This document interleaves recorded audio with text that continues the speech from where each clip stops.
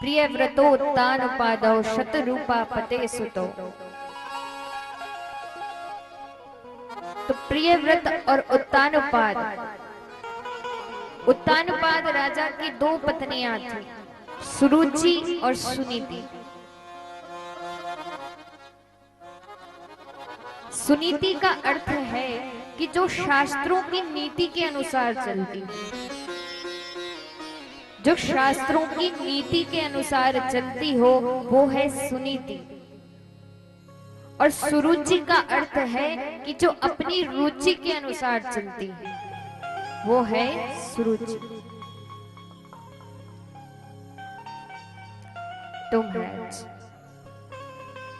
उत्तानपाद राजा सुरुचि के प्रति थोड़े ज्यादा आसक्त थे, और जब सुरुचि को घर में लेकर के आए तो सुनीति को घर से बाहर निकाल दिया। जब सुनीति को घर से बाहर निकाला उस समय सुनीति गर्भ से थी।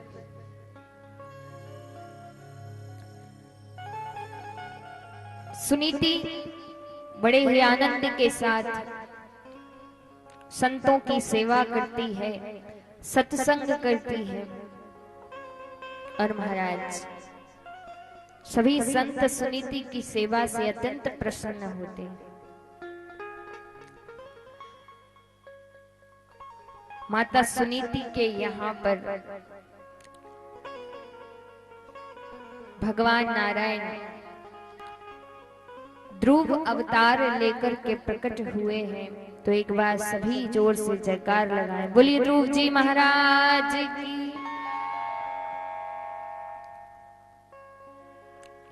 माता सुनीति के गर्भ से ध्रुव जी प्रकट हुए हैं। माता सुनीति बड़े ही प्रेम से ध्रुव जी का लालन पालन करती हैं।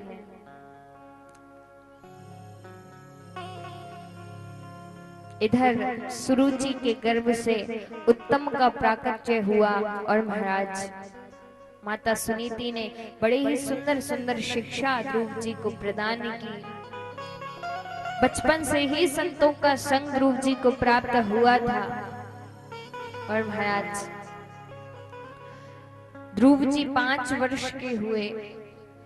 एक बार ध्रुव जी ने देखा कि मेरा छोटा भाई उत्तम मेरे पिताजी की गोद में बैठा है। जब उत्तम को उत्तानपाद की गोद में देखा तो ध्रुव जी के मन में भाव उत्पन्न हुआ कि ये मेरे भी तो पिता हैं। तो जब उत्तम इनकी गोद में बैठ सकता है तो मैं क्यों नहीं बैठ सकता। और ध्रुव जी उत्तानपाद राजा की गोद में बैठने के लिए आगे बढ़े, वैसे ही मैया सुरुचि ने उनका हाथ पकड़ा और उन्हें धक्का दे दिया। मैया सुरुचि ध्रुव जी से कहती है कि ध्रुव, अभी तुम इस गद्दी पर बैठने के अधिकारी नहीं हुए हो। पहले तुम वन में जाओ, वन में जाकर के नारायण के नाम की तपस्या करना, और जब नारायण प्रसन्न होकर के दर्शन दें तो उनसे ये वरदान मांगना कि मुझे मैया सुरुचि के गर्भ से जन्म दे। जब तुम मेरे गर्भ से जन्म लेकर के आओगे तब तुम इस गद्दी पर बैठ सकते। ध्रुव जी रोते रोते मैया सुनीति के पास गए। सुनीति मैया से कहते हैं कि माँ, आज मुझे छोटी माँ ने पिताजी की गोद में बैठने नहीं दिया। ध्रुव जी रुदन कर रहे हैं, रो रहे हैं, और महाराज ध्रुव जी कहते हैं कि आज छोटी माँ ने मुझे पिताजी की गोद में बैठने नहीं दिया, मुझे धक्का मार दिया और कई प्रकार की बातें मुझे सुनाई।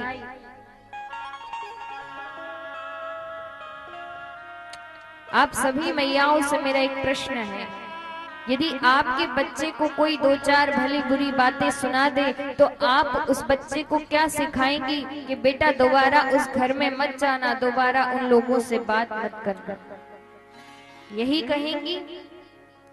यदि आपके बच्चों को कोई पड़ोसी या कोई कुछ भी अपशब्द कह दे तो आप उसको क्या समझाएंगे कि बेटा दोबारा उनसे बात मत करना, दोबारा उनके घर मत जाना।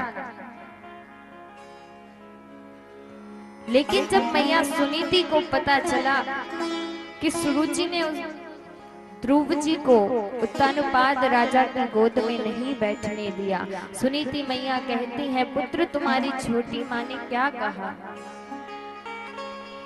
ध्रुव जी कहते हैं, माँ छोटी माँ ने कहा है कि पहले तुम वन में जाओ, वन में जाकर के नारायण के नाम की तपस्या करो और उनसे वरदान मांगो कि उन्हें सुरुचि मैया के गर्भ से जन्म दे। मैया सुनीति बड़े ही प्रेम से कहती है कि पुत्र तुम्हारी छोटी माँ ने तो तुम्हें वो मार्ग बता दिया जो मैं भी आज तक तुम्हें नहीं बता सका। तुम इस मिट्टी के पिता की गोद में बैठना चाहते हो जो आज है कल नहीं होगा, लेकिन तुम्हारी छोटी माँ ने तो तुम्हें उस परम पिता परमात्मा की गोद में बैठने का मार्ग बता दिया, जो जीवन भर तुम्हें अपनी गोदी में बिठा करके रखेगा, कभी अपनी गोद से नीचे नहीं उतरने देगा। मैया सुनीति कहती है, पुत्र तुम कल वन में जाओ सो आज ही चले जाओ, मैं तुम्हें रोकूंगी नहीं। एक बार प्रेम से बोलिए राधे राधे। जो भी मैयाएं आ रही है आकर के चुपचाप बैठती जाए और सभी से निवेदन है कि ध्यान से कथा श्रवण करें। आप सभी यहाँ पर बातें करने नहीं आए हैं, किसी की निंदा करने, किसी दूसरी की बातें करने के लिए तो आपके पास जीवन पड़ा है, लेकिन जितना समय आप यहाँ पर बैठे हैं केवल कथा पर ध्यान। एक बार प्रेम से बोलिए राधे राधे। राधे राधे। तो महाराज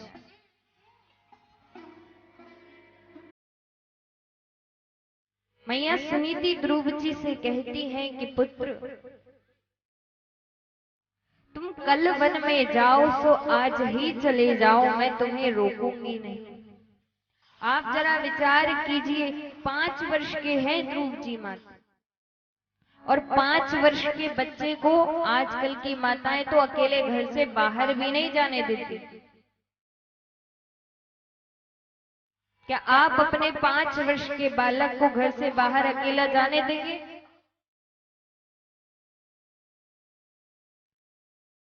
लेकिन मैया सुनीति के भाव को आप देखिए। मैया सुनीति कहती हैं, पुत्र तुम कल वन में जाओ सो आज ही चले जाओ, मैं तुम्हें रोकूंगी नहीं।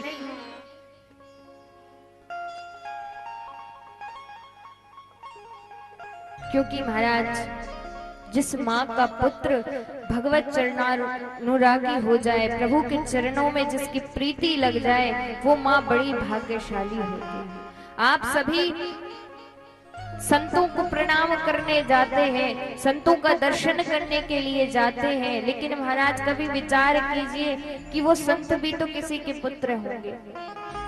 तो जब आप किसी और के पुत्र को प्रणाम करने जाते हैं, दर्शन करने जाते हैं, तो क्यों ना आप अपने ही पुत्र को ऐसा बनाएं। आज यहाँ बैठे इतने लोगों में से मैं प्रश्न करती हूँ, आप में से कौन अपने बच्चों को संत बनाना चाहता है? तो महाराज एक के भी हाथ खड़े नहीं होंगे। वहीं अगर कोई संत आते हैं तो आप सभी उनका दर्शन करने के लिए पहुंच जाते हैं। तो आपके मन में ये विचार क्यों नहीं है कि महाराज हम भी अपने पुत्र को, अपने बच्चों को ऐसा बनाएं?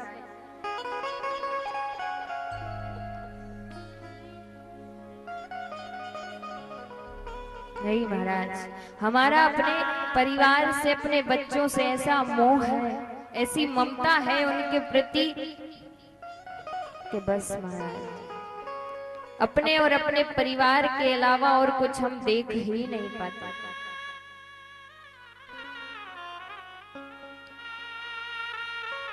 तो मैया सुनीति कहती है कि पुत्र तुम वन में जाना चाहते हो तो अवश्य जाओ। ध्रुव जी कहते हैं, माँ मुझे एक बात बताइए कि मुझे वो भगवान कहाँ मिलेंगे, वो भगवान कहाँ रहते हैं? तब माता सुनीति कहती हैं कि पुत्र भगवान तो कण कण में वास करते हैं, बस देखने के लिए हमारे भाव भरे नेत्र होने चाहिए। भगवान तो प्रत्येक कण कण में वास करते हैं।